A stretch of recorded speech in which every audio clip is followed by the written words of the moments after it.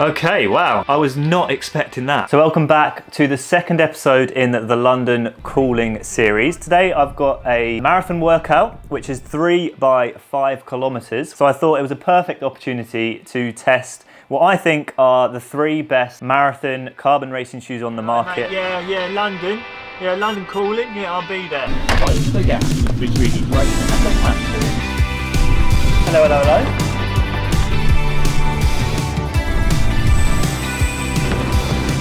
Hello mate, yeah, London Marathon, I'll be there. So my personal favourite is probably the Adidas Pro 4. I used this for my last marathon in Valencia, so I'm interested to see how that sort of compares to the rest.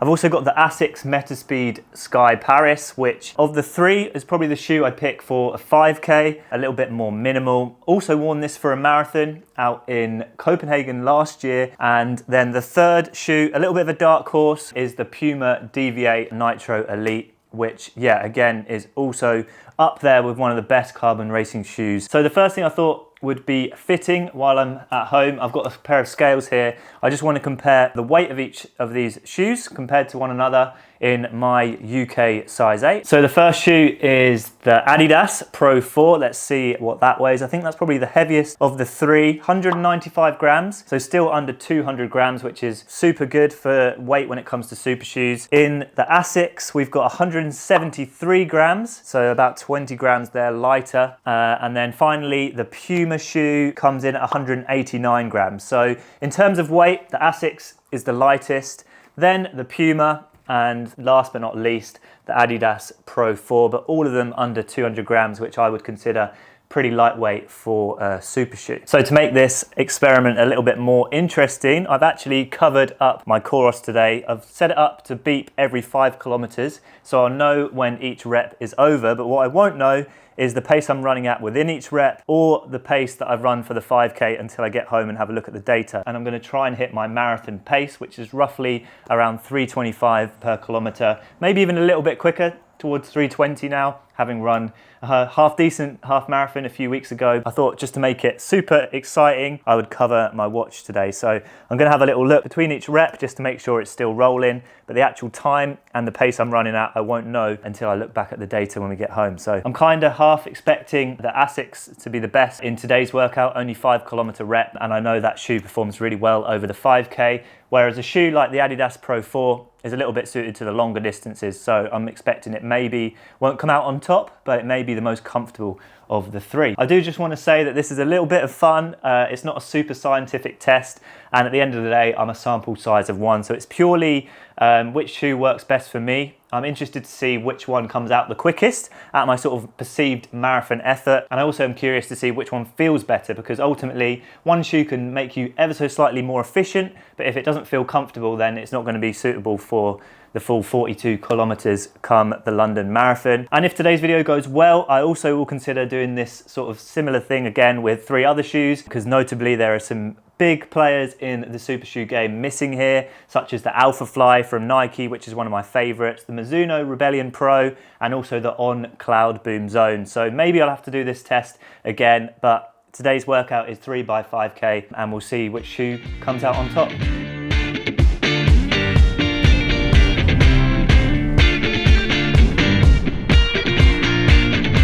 So I'm just out for my warm-up. Absolutely beautiful afternoon here in the UK. Just want to say a big thank you to SOAR Running for sponsoring this YouTube series in the build up to the London Marathon. I'm going to be trying out some of their kit today. I've also got a pair of these exciting new sunnies. These are by SOAR Running and Cubbits, a bit of a collaboration. Super lightweight. I think they're officially the lightest ever running glasses with titanium frames, so you can basically adjust them to fit your nose shape. So if you are interested in any of the kit I'm wearing in today's video, I'm going to make a habit now of leaving a link to all the kit I'm wearing. Big thanks to them for supporting the series. I mean it from the bottom of my heart. A great company to represent. They do so much in the UK in terms of the running community, so yeah, I'm proud to wear the SOAR in my training and ultimately on the start line in 7.5 weeks. Just coming up to the end of the warm down.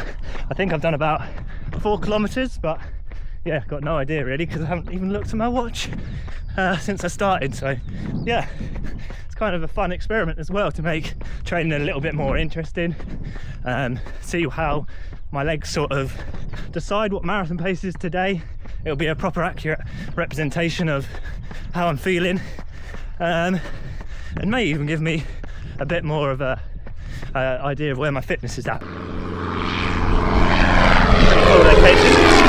Just finished the warm up, probably about 3.5 kilometers based on the length of the loop, because I've run here plenty of times, but I'm just going to do a quick little number generator on my iPhone with the help of Siri to decide which shoes I'm going to use first.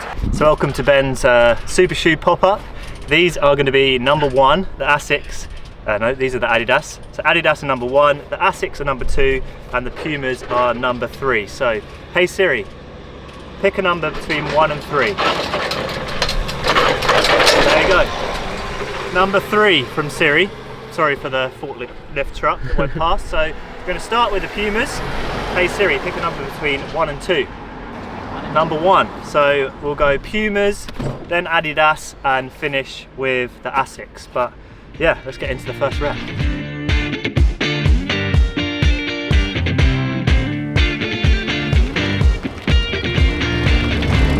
Squish, squish, squish, squish. Ready to rock? One of the planes just started up in the background. And that's what I'm going to be doing next. Just flying around this loop. Cringe. And I'm going to go straight in to the first 5k. 3, 2, 1, let's go.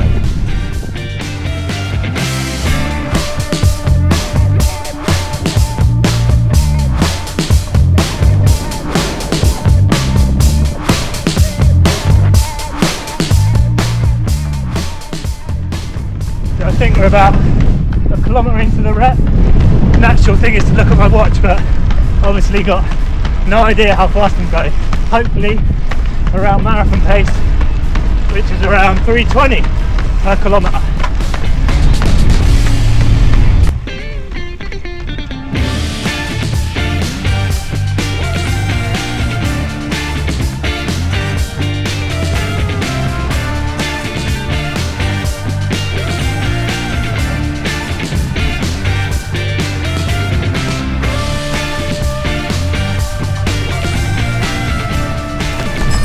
There we go, number 1 done. So that's the first rep done. Forgotten how good the Pumas are. I haven't run in them probably for about a month. I kind of also rotate between the Fast R2 from Puma, which is a slightly heavier shoe, but it uses the same compound. But yeah, super bouncy underfoot. My foot sort of lands on the ground in the middle. I'm a midfoot striker, and I find the cushioning from Puma works really well for me. It's sort of a nice, stable super shoe, super lightweight. So yeah, I'll be interested to see how the stats look after that one, because yeah, felt pretty good and in control. So 2 more reps to go. Stop the watch. That's rep number 1 done in the Pumas.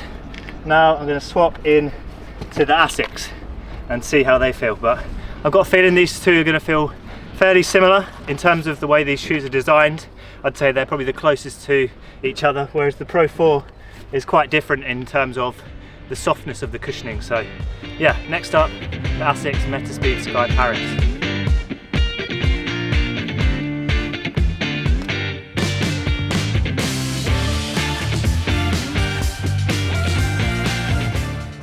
Just going to press lap and start the second rep in the Asics Metaspeed Sky Paris. 3, 2, 1, let's go.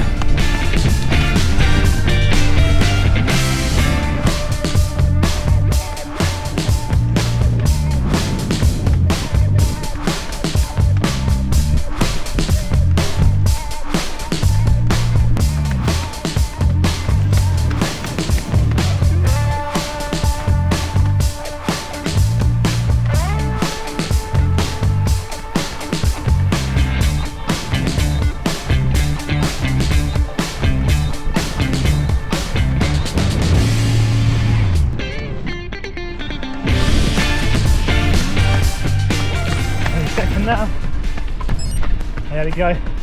Don't look at the watch. It's so natural just to want to look at the watch. Obviously, still got it covered, but yeah, no idea which shoe felt quicker. I'd probably guess at the Puma, but I think it was probably fairly similar. So I'm quite surprised actually at how different the two shoes felt. I thought from memory they felt quite similar, but the Asics for me seems to be a little bit firmer underfoot, and I feel like the energy to return is a bit more direct, a bit more snappy, whereas the Puma feels a lot softer and more bouncy. So yeah, definitely some differences there between the two. I'd also say the carbon fiber plate in the Asics feels a little bit firmer, so probably of the two shoes it's a little bit less comfortable than the Puma, but not uncomfortable. And at the end of the day, the main thing for me is performance. So yeah, be interested to see how it compares. Two shoes down, just finished in the Asics. Next up is the last but not least, which is the Adidas Pro 4. I've got a feeling this might be the slowest, purely because I'm starting to feel a little bit fatigued as the session goes on, but we'll see. I know for sure that this is the softest of the three shoes, so yeah, see if that soft means faster or not.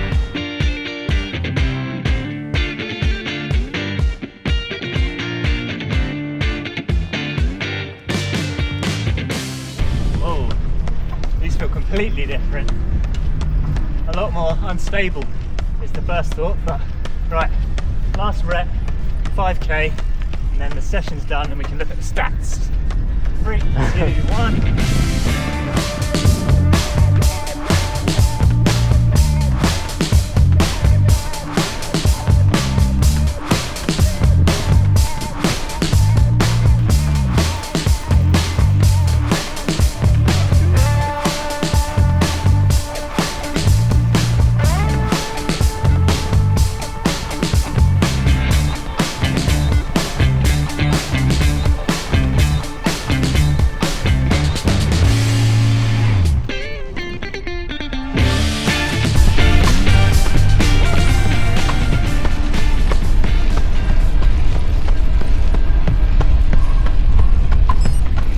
Job done. There we go. 3 by 5k done. No idea which shoe was the quickest, but we'll head home and have a look at the stats. So I'm now back home. I'm ready to share the results from the session. Annoyingly, I already filmed this clip, but there was a few audio issues, so I've decided to record it again. At the time, I didn't know which shoe was the fastest, but ultimately now in this clip, I do know which shoe equated to the fastest 5k split on the day. But nevertheless, let's jump into some of the data. So if I open up my Chorus app, I'm just going to go through all the data and the stats from the session to ultimately see what the differences were between the three shoes that I tried, to see which one was the fastest. So if I scroll down here to this section, which just basically goes through the lap splits, I had my watch, as I said, set up to split every 5 kilometers. So as long as I pressed lap at the start of each rep, I knew the next time my watch would beep would be after 5k. So rep number 1, I used the Puma Deviate Nitro Elite 3. And I ran a 5k of 16 minutes and 13 seconds, which was, yeah, about 30 seconds quicker than I was intending to, which either goes to show I'm really fit at the moment or this shoe is really doing something special for me. So averaged 3:15 per kilometer for the first 5k. I then changed into the Asics, and for this shoe I ran 16 minutes and 19 seconds, so around 6 seconds slower for the same effort in the Asics compared to the Puma, which equates to 3:16 per kilometer. So literally only 1 second per kilometer difference between the Puma and the Asics. And then the last shoe that I used was the Adidas Pro 4, which actually came out as the slowest on the day. I ran 16:28. Which is 15 seconds slower than the first shoe I used, the Puma. So all in all, not a huge amount of difference between the three shoes. The fastest was the Puma, running 3:15 per kilometer, whereas the slowest on the day was the Pro 4, running 3:18 per kilometer. The shoe that did feel the best was the Puma, which did blow me away. Going into today's experiment, I really enjoyed the comfort of the Pro 4. I knew that the Asics was a really sharp, snappy ride, and the Puma, I thought, yeah, it could hold its own, but when I really put them side by side, I could really tell that one shoe was working that little bit better for me, and that, yeah, came out to be the Puma, which I was not expecting at the start of this video. So next up, I thought I'd just go through some more of the stats for those nerds out there like myself that want to see what was the differences between the shoes in terms of heart rate, cadence, and stride length, because yeah, I found some pretty considerable differences between the three shoes. The first we'll talk about is heart rate. For the first rep, I averaged 164. For the second rep, 167, and the third rep, 171. So yeah, I saw a natural increase in my heart rate across the session. That is to be expected.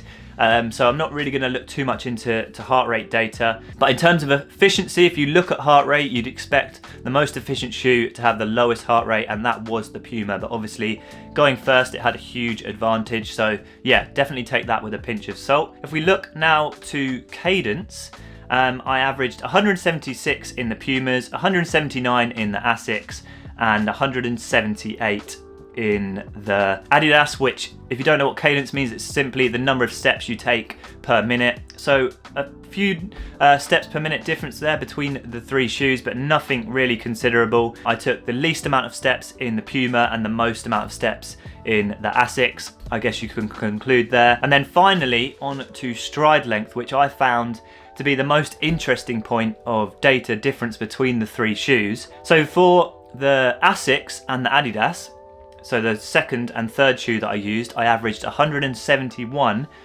in terms of my stride length. That's 171 centimeters for every step that I took in those shoes. But in the first shoe, the Puma, my stride length was 175 centimeters, which is a 4 centimeter difference, which doesn't sound like a huge amount, but if you think about that in terms of every single step across the course of, say, a marathon, that is going to be a huge difference between the three shoes in which is going to be the most efficient for me. So I actually did a little bit of a calculation. I times 4 centimeters by 176, which is my average cadence, and it equated to 704 centimeters, which basically means for every minute of running I did in the Puma, I was able to cover 70 meters or 70.4 meters more for the same effort in the Pumas, which yeah, for me it was a pretty remarkable piece of data, and that probably justifies why the Puma was the fastest and most efficient shoe for me, because the way the shoe's designed, something in that shoe is really allowing me to increase my stride length when I'm running at that around marathon pace effort. So yeah, those were the results. The Puma ultimately came out on top. But to be honest with you, there wasn't a huge spread across the three shoes, which is what I was kind of expecting. Back in 2019, there was the Nike Vaporfly 3, which dominated the carbon racing shoe market, whereas in 2025, you've got Puma, you've got Adidas, you've got Nike. All of the top dogs are now producing super shoes that are competitive with one another, and I think today's experiment just emphasized that. I personally found this little experiment within my marathon workout today really interesting. If you did too, please consider leaving a like, and if you're new to the channel, consider subscribing. Let me know in the comments what other three super shoes you'd like me to put up against each other. I've got some other big marathon workouts coming in the next few weeks, so maybe I can take a similar sort of approach into some of those. I also just want to say I took inspiration from today's video from a fellow YouTuber and 209 marathon runner, Stephen Scullion. He compared some super shoes throughout a workout on his channel, so I'll leave a link down below to that so you can go check it out. And also a big thank you to SOAR Running for their continued support on the London Cooling series. So that summarizes today's video. Aspire to run, run to inspire, and I'll see you soon with another London Cooling episode. Bye bye.